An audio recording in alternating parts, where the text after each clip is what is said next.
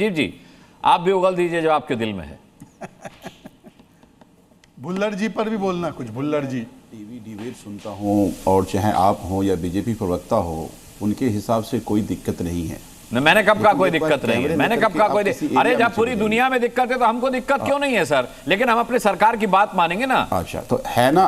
हाँ अच्छा है ना। हाँ, हाँ नहीं हम सरकार की बात नहीं मानेंगे। हाँ, क्योंकि जब हम ग्राउंड में जाते हैं और लोग 24 घंटे जब लाइन में खड़े हैं, उनको गैस नहीं मिल रही है, वो मजदूर जो बेचारे दिल्ली में कमाने आया है वो वापस जा रहा है क्योंकि उनको गैस नहीं मिल रहा। संजीव जी, कल कोई कह रहा था मेरी डिबेट में कि गैस सिलेंडर की लाइन में लगना बेहतर है शराब की लाइन में लगने से। कल कोई कह रहा था डिबेट में। हाँ, तो फिर तो आप बीजेपी प्रवक्ता की जरूरत नहीं है ना अनुराग। ये सब हमले झेल कर हम लोग नहीं, ये सब हम लोग की हमें आदत है, ऐसे हमले हम लोग झेलते रहते हैं। कोर्ट ने कह दिया ना, वो तो कोर्ट ने कह दिया कि मीडिया किस तरह से बीजेपी के साथ खड़ी थी, कोर्ट ने बता दिया। वो तो आप पर भी इल्जाम है बीजेपी की बी टीम बन जाने का, वो तो आप पर भी इल्जाम है। हाँ, तो वो ठीक है, वो तो हम झेल लेंगे और जनता बता देगी, कोई बात नहीं है। लेकिन कम से कम आप न्यूट्रल रहिए। जनता तो बता के बैठी है, बीजेपी को झेल लेंगे। जनता बता के बैठी है आपको, चिंता मत कीजिए। चलिए अपनी बात रखिए सर। चिंता मत कीजिए। वो हम बीजेपी को औकात जानते हैं, लेकिन बीजेपी ने आज देश को परेशान कर दिया है। प्रधानमंत्री की गलत नीति के कारण आज पूरा देश शर्मिंदा है। एक बात समझिए कि अगर मान लीजिए आप, हमें अभी डिबेट सुन रहा था पोस्ट ऑपरेशन सिंदूर, आपने कहा कि भाई ईरान के बारे में ट्रंप कह रहा है कि हमने हरा दिया, क्या मान लेंगे? तो ईरान जवाब दे रहा है ना, लेकिन भारतीय प्रधानमंत्री जवाब तो नहीं दिए। मान लीजिए जब रसिया की ही बात, भारत के साथ युद्ध कहाँ हो रहा है? भारत क्यों जवाब देगा? भारत के साथ युद्ध कहाँ हो रहा है? भारत ने जवाब दिया जब भारत के मुतालिक बात कही गई। संजीव जी गलत बात कर रहे हैं। अगर प्रधानमंत्री तब जवाब दे दिए होते तो देश को समझ में आता कि ट्रंप झूठ बोल रहा है और हमारा प्रधानमंत्री जवाब देता। हमारे प्रधानमंत्री अरविंद केजरीवाल प्रधानमंत्री होते तो जवाब देते क्या? के कारण, एक मिनट, अरविंद केजरीवाल प्रधानमंत्री होते तो ट्रंप की मध्यस्थता पर जवाब देते क्या?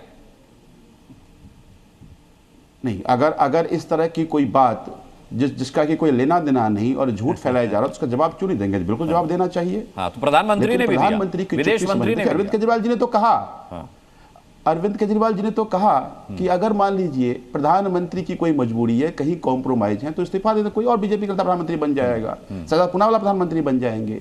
आखिर अगर कोई व्यक्ति कॉम्प्रोमाइज, देश कॉम्प्रोमाइज क्यों हो? मतलब बड़ा दुर्भाग्य है संजीव झा, बड़ा दुर्भाग्य है कि जब देश सर्जिकल स्ट्राइक करता है पाकिस्तान पर तो अरविंद केजरीवाल सबूत मांगते हैं, और जब देश की सेना इस बात को स्वीकार नहीं करती है कि ट्रंप ने मध्यस्थता की थी, तब आप लोग ट्रंप की बात को सच मानते हैं, देश की सेना की बात को सच नहीं मानते। आप लोग फैलाते हैं। नहीं, आप लोग नहीं फैलाते। सेना की प्रेस कॉन्फ्रेंस हम लोगों ने नहीं करवाई थी। सेना की प्रेस कॉन्फ्रेंस ये कहकर के आप बच नहीं सकते कि पत्रकार बीजेपी के हैं, ये कहकर नहीं बच सकते। पूरा देश जानता है कौन किसका है।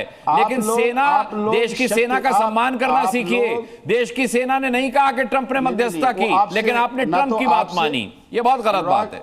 नहीं, मैं झूठ नहीं फैला दूंगा सर। बीजेपी से हमें सीखनी है कि सेना का कैसे सम्मान करना है और देश का ना छोड़ दीजिए। मेरे को ना बीजेपी से सीखना है ना आम आदमी पार्टी से सीखना है कि सेना का सम्मान कैसे करना है ना। तब लोग ये भी लिखते थे कि अरविंद केजरीवाल को मिसाइल पे बांध दो आगे, जिससे सर्जिकल स्ट्राइक कर रहे हैं, जिससे पता चल जाए उनको कि हुई है कि नहीं हुई है। तो क्यों अपने आप को हास्य का पात्र बनवाते हैं आप लोग इस तरीके की बयानबाजी करके? खैर, मैं लौटूंगा। राम कृपाल जी, ये विपक्ष के पास एक ये बिल्कुल एकदम जैसे कहते हैं फुस पटाखा है, किसी भी पत्रकार को कह देना कि भैया आप बीजेपी के पत्रकार हैं और आपके रहते बीजेपी के प्रवक्ताओं की जरूरत क्या है? राम कृपाल जी, जब शहजाद बोलते हैं आप तो बीच में नहीं बोलते। अच्छा सुन लीजिए ना, बीच में मैं झूठ नहीं फैलाने दूंगा। मैं शहजाद पूनावाला का कोई झूठ बताइए जिस पर मैंने टोका ना हो। अगर ये झूठ बोलेंगे तो इनको भी टोकूंगा। आप लोग झूठ फैलाएंगे, ये मेरा मंच जो है ना, ये झूठ फैलाने का मंच नहीं है सर। आप सुनेंगे, यहाँ ताल ठोक के सच बोला जाता है। अब राम कृपाल जी की बारी है, बड़े वरिष्ठ पत्रकार हैं, बोलने दीजिए। उसके बाद आशुतोष कर्नाटक जी आपको स्थिति बताएंगे, वस्तु स्थिति क्या है देश में गैस और तेल की। एंकर की जिम्मेदारी नहीं है। मेरी जिम्मेदारी मुझे मत सिखाइए सर, मेरी जिम्मेदारी। हाँ, आराम कृपाल जी, आपको जर्नलिज्म सिखाने की जरूरत तो नहीं है, लेकिन अगर आप बीच में टोकेंगे तो मैं कहूंगा। नहीं, बीच में झूठ नहीं फैला दूंगा सर। मैं झूठ बोलते हुए ना किसी को सुन सकता हूं ना खुद बोलता हूं। आराम कृपाल जी, आप तय कैसे कर लेंगे? झूठ और सच, अरे जनता ने तय करके बाहर फेंक दिया लात मार के आप लोगों को। जनता तय कर सकती है। मैं तो फिर भी पत्रकार हूं, छोटा मोटा पत्रकार हूं। जनता आपको धकिया के बाहर कर सकती है। फिर भी मैं आपको अपनी डिबेट में बिठा रहा हूं सर, यहाँ झूठ मत बोलिए, मैं आपको सम्मान के साथ बुलाता हूं, झूठ मत बोलिए। ठीक है, रामकृपाल जी। देखिए, मैं 5 लोगों को अब तक झेल रहा था, हाँ, सुन रहा था, झेल रहा था। मैं तो मेरा रोज का काम है सर। नहीं, मैं तो मेरा कहना यह है कि बहुत थोड़ा समय मिला है, कृपया मैं किसी के बीच में नहीं बोला हूँ, पहले से हाथ जोड़ रहा हूँ। मेरे कोई बोलेगा मैं फेडर डाउन कर दूंगा सर आपके बीच में, कोई नहीं, बाद में चाहे जो भी कह ले। हाँ, 2 बातें हैं, एक तो कांग्रेस प्रवक्ता ने मोदी जी को मूर्ख कहा, हाँ, है, ये उनका अधिकार है, जो भी चाहे कहें, लोकतंत्र है। दूसरी बात ये कहा कि विपक्ष हमेशा सहयोग करता है, ये बात सही है। मोदी जी अगर 13 वर्ष मुख्यमंत्री रहे और 12 वर्ष प्रधानमंत्री रहे, यानी 25 साल से एक व्यक्ति लगातार अगर मुख्यमंत्री या प्रधानमंत्री है, तो निश्चित तौर पर विपक्ष ने बड़ा सहयोग किया है। इसके लिए तो बीजेपी को विपक्ष का बहुत बहुत धन्यवाद कहना चाहिए। रही बात, जैसा कांग्रेस ने कहा कि मूर्ख, देखिए लोकतंत्र है, लोकतंत्र में मोदी ही ऐसे व्यक्ति हैं जिनको 25 साल से इस देश की जनता ने या तो मुख्यमंत्री या प्रधानमंत्री के रूप में चुना है, जिसको आप मूर्ख कह रहे हैं। तो हो सकता है कि अब जनता कांग्रेस जैसे बुद्धिमानों को नहीं चाहती। मैं तो उत्तर प्रदेश का रहने वाला हूँ, 36 साल हो गए। मुझे रामकृपाल जी वो शेर याद आ गया, धूल चेहरे पर जमी थी आईना साफ करता रहा। वही दूसरी बात, एक जो मुख्य सवाल आपका जो टॉपिक था कि आज सर्वदलीय दल की बैठक हो रही है, उसमें क्या हो रहा होगा, मैं एक चीज बता दूं जो कि कहीं किसी ने जिक्र नहीं किया। हम आज किस स्थिति में हैं, पहले कृपया ये जान ले, चाहे वो सत्ता पक्ष का हो चाहे विपक्ष का। कल ईरान ने एक प्रेस रिलीज जारी की थी सोशल मीडिया पे, और उसमें लिखा था कि कश्मीर के लोगों ने जो चंदा दे रहे हैं ईरान को, उसमें कश्मीर के लोग सबसे ज्यादा हैं। बहुत अच्छा हुआ। और उन्होंने कश्मीरियों को धन्यवाद देते हुए उसमें लिखा, थैंक्स कश्मीर, थैंक्स इंडिया। यह प्रेस रिलीज जारी हुई, और जैसे ही जारी हुई उसका पाकिस्तान में विरोध शुरू हो गया कि तो कश्मीर और इंडिया नीचे जो लिख दिया, इसका मतलब है कि ईरान ने मान लिया कि कश्मीर इंडिया का पार्ट है।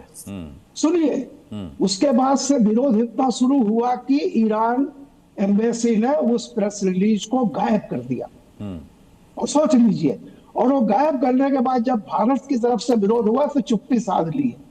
दूसरी तरफ ट्रंप जी का हाल देख लीजिए। ऐसे ईरान को कॉन्डोलेंसेस चाहते हैं विवेक श्रीवास्तव की। मैं मेरी पूरी बात सुन लीजिए। और उधर अमेरिका में ट्रंप जी का जरा सुन लीजिए। उन्होंने सबसे पहले मुनीर से बात की, शहबाज से नहीं बात की, मुनीर को फोन किया, और मुनीर से बातचीत करने के 15 घंटे के बाद उन्होंने मोदी जी को फोन किया। यानी भारत आज हमारी स्थिति, जो हम आप लोग कहते हैं न्यूट्रल हैं, हम न्यूट्रल होना बहुत जरूरी है। कौन कितना दोस्त है, कौन कितना, हर कंट्री अपना हित को पहले ऊपर देख रही है। ठीक है, बहुत सही भारत की स्थिति है। और अब मैं संकट पे आ रहा हूँ, इसी बात की पीड़ा भी है, इसी बात की वालों को। सर मेरे पास समय कम है, आशुतोष कर्नाटक जी को मैं लेना चाहूंगा। आशुतोष कर्नाटक जी, अच्छा ठीक है। अब निशान जी ये तो नहीं बता पाए कि कितने ऑयल और गैस की जरूरत है भारत को और कितना यहाँ प्रोडक्शन होता है, लेकिन आशुतोष कर्नाटक जी इसके लिए सही व्यक्ति हैं। आशुतोष कर्नाटक जी। देखिए, मैं पहले तो मैं आता हूँ सर। पहला स्टेटमेंट यह है कि इंडिया जो है वो एक इंपोर्ट सेंसिटिव हमारी एनर्जी बास्केट है। तो ये हमको सब लोगों को ध्यान में रखना चाहिए। पहला फ्यूल होता है ऑयल। ऑयल की स्थिति मेरे पास बड़ा अच्छा डेटा आज मैं लेके आया आपके लिए कि भाई आपकी रिफाइनिंग कैपेसिटी, ऑयल कहाँ बनता है? ऑयल जो बनता है वो रिफाइनरी पे बनता है। ऑयल बाहर से आता है या रिफाइनिंग में होती है। हमारी रिफाइनिंग कैपेसिटी है 250 मिलियन मीट्रिक टन, और which is equivalent to around 5.5 million barrel per day, जो हमारी रिक्वायरमेंट है देश की। ये हमारी देश की रिक्वायरमेंट है। पीएसयू की जो रिफाइनिंग है वो 65 से 70% करती है और प्राइवेट बाकी करती है।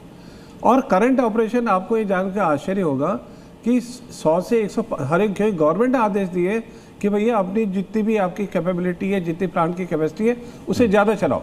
तो 105% में हमारी रिफाइनरी चल रही है, यानी कि आपको ऑयल की सप्लाई की कोई कष्ट नहीं है। पहला काम ये। दूसरा इसी बात का कष्ट है। दूसरी बात मैं आपको बताता हूँ कि देखिए ये ऑयल है कहाँ पर। ऑयल आपका है, आपकी जो कैपेसिटी है बड़ी जोरदार सी चीज़ है। आपकी जो कैपेसिटी है वो 5.3, मैंने 5.5 बताई आपको। आपका जो स्टोरेज है रिफाइनरी में वो 65 दिन का है। और ऐसे ही स्टोरेज करीब 20 से 25 दिन का आपके पास हमारे जो कैवरन है वाइजैग में है, पैदूर में और विशाखापट्टनम में है, वहाँ पर है। तो अब आप समझिए आपका स्टोरेज कितना 75 डेज का स्टोरेज है। और 75 इसी बात की शायद परेशानी भी है और इसी को लेकर के अब ये अफवाहों का दौर जारी है। बहरहाल मेरे पास समय कम है आशुतोष जी, आज आपको रामकृपाल जी को पर्याप्त समय नहीं दे सका, इसके लिए क्षमा चाहता हूं। लेकिन जनता से बस जाते जाते हम ये अपील जरूर करेंगे कि किसी भी पॉलिटिकल आवाज को मत सुनिए, चाहे वो बीजेपी की हो या विपक्ष की किसी पार्टी की।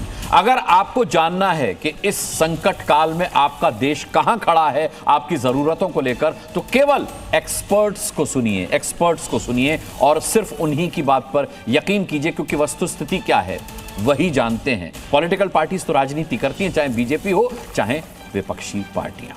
बहुत बहुत धन्यवाद करना चाहूंगा सभी पैनलिस्ट का।